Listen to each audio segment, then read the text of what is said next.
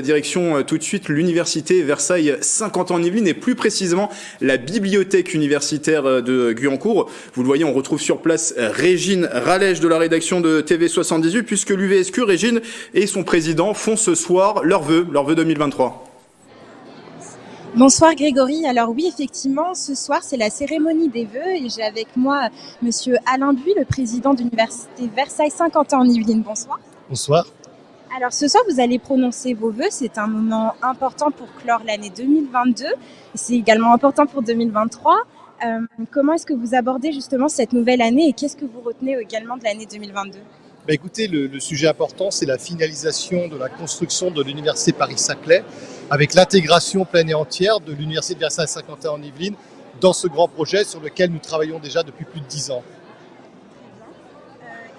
Justement, vous avez un grand projet à l'horizon 2025, c'est la fusion de l'université Paris-Saclay. Cette année, est-ce qu'il y a de grandes étapes justement à franchir quant à ce projet-là ?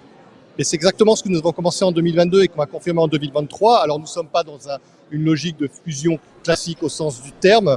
Et donc on a précisé exactement que le devenir de l'université de Versailles 50 ans en Yvelines dans le cadre de Versailles de Paris-Saclay. Et donc ce sera une intégration pleine et entière. Donc on va conserver nos campus et on va changer nos statuts et on va aussi changer notre nom.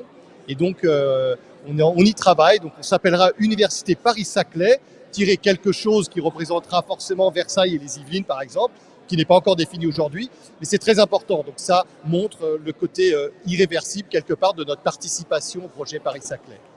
Très bien. Aujourd'hui, c'est la date anniversaire du lancement du premier nanosatellite UVSQ-SAT. Il a été lancé il y a 2 ans, donc le 24 janvier 2021. Un second est prévu en avril. Est-ce que vous pouvez nous en dire quelques mots ? Oui, alors c'est effectivement 2 ans en fait, c'est exactement jour pour jour 2 ans le lancement de ce premier nanosatellite, un projet universitaire, et le second est avec la même équipe, donc je rappelle du laboratoire l'Atmos ici, qui a l'observatoire de Versailles 50 ans en Yvelines qui est juste derrière ici, et le lancement, la mise en orbite aura lieu très bientôt et probablement dans les toutes prochaines semaines, donc je ne peux pas encore vous préciser quelle date, mais c'est imminent. Donc c'est vraiment aussi une grande fierté qui symbolise la capacité à notre université d'être très proactive au niveau de la recherche. Eh bien, merci beaucoup Alain Buis. Je rappelle, vous êtes le président de l'université Versailles 50 ans en Yvelines qui présente ses vœux ce soir à la bibliothèque universitaire à Guyancourt. Merci Régine Rallèche avec Céline Charlot, moyen technique depuis la bibliothèque universitaire de Guyancourt de l'UVSQ.